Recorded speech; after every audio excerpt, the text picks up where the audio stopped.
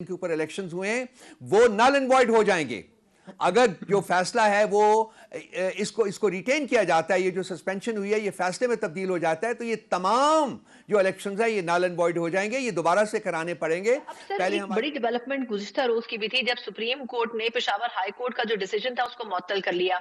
उससे यकीनन पीटीआई का वो जो एक नैरेटिव था उसको तो बड़ी तक़वियत मिली है। अगर अभी इस वक्त तो खैर ये केस सुप्रीम कोर्ट में ज़ेरे समाअत है, लेकिन आपको क्या लगता है कि अगर तो वो मखसूस नशिस्तें पीटीआई को मिल जाती हैं तो क्या सेनेट में और पार्लियामेंट में नंबर गेम आप चेंज कर देंगे? और दूसरा ये कि chairman senate, deputy chairman senate, इस किस्म के जो ओहदे हैं इसमें से फिर कौन से ओहदों की डिमांड पीटीआई करेगी अगर वो नंबर तमाम तादाद आपके पास आती है? तो इस वक्त जो ये जो सुप्रीम कोर्ट की जजमेंट है वो है to the extent of suspending the Peshawar high court and election commission judgement जो रिगार्डिंग जो सीटें हमारी जो थी वो उनकी झोली में डाली गई थी वो ख़त्म हो गई। दैट मीन्स के जी 73 सीटें जो हैं वो उनसे छिन गई हैं।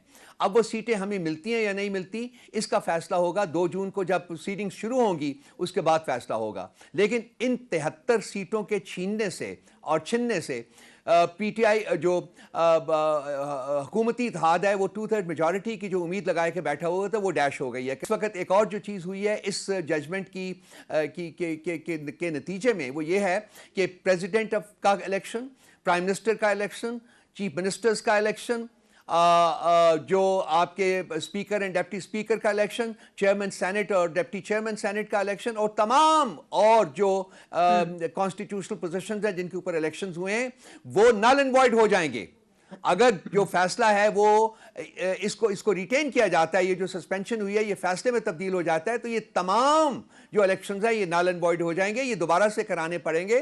पहले हमारी सीटें हमें मिलेंगी, उसके बाद तादाद जो नंबर्स हैं उसकी बेसिस के ऊपर आगे बात बढ़ी जाएगी। सो एक बहुत बड़ा क्राइसिस जो है वो जन्म ले सकता है इसके नतीजे में, सिर्फ इसलिए कि जो हुकूमती इक़्तिदार है उन्होंने सिर्फ अपनी अना की तस्कीन के लिए आइन को वायलेट किया, कानून को वायलेट किया और तमाम जो कॉन्स्टिट्यूशनल नॉर्म्स हैं उनको वायलेट किया।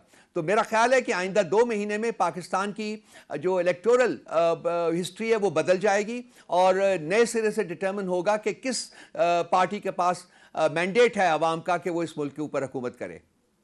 अच्छा सर, मैं चाहूंगी जरा सा आप अपनी पिछली आंसर की में एक जो बात आपने कही उसकी अगर आप वजाहत कर दें। आपका मकसद ये है कि सुप्रीम कोर्ट के जो चीफ जस्टिस थे उनकी ये डील होने जा रही थी मुमकिन तौर पर कि उनको 3 साल की एक्सटेंशन दी जाए और क्योंकि वो उस पर अमल दरामद नहीं हो सका या वो अब कंप्लीट नहीं हो पा रहा वो प्रोसेस, तो इसलिए उनकी तरफ से इस किस्म का डिसीजन आया कि पेशावर हाई कोर्ट का डिसीजन उन्होंने सेटिसाइड कर दिया।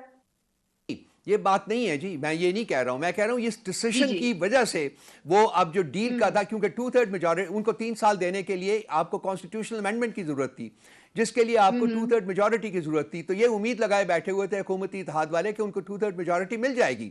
इस फैसले से वो 2/3 मेजॉरिटी नहीं मिलेगी, इसलिए वो डील नहीं हो पाएगी। देखिए चीफ जस्टिस साहब वही चीफ जस्टिस हैं जो कि हुदैबिया पेपर मिल्स का जिन्होंने फैसला किया था जो ओपन एंड शट केस था और वो बड़ा स्पेशल फैसला था, मैं उस चक्कर में नहीं जाऊंगा। और आज उन्होंने जब कोर्ट प्रोसीडिंग्स हो रही थी तो उन्होंने एक बड़ी बात की, वो ये कि उन्होंने कहा जी कि कमिश्नर रावलपिंडी ने झूठ बोला था।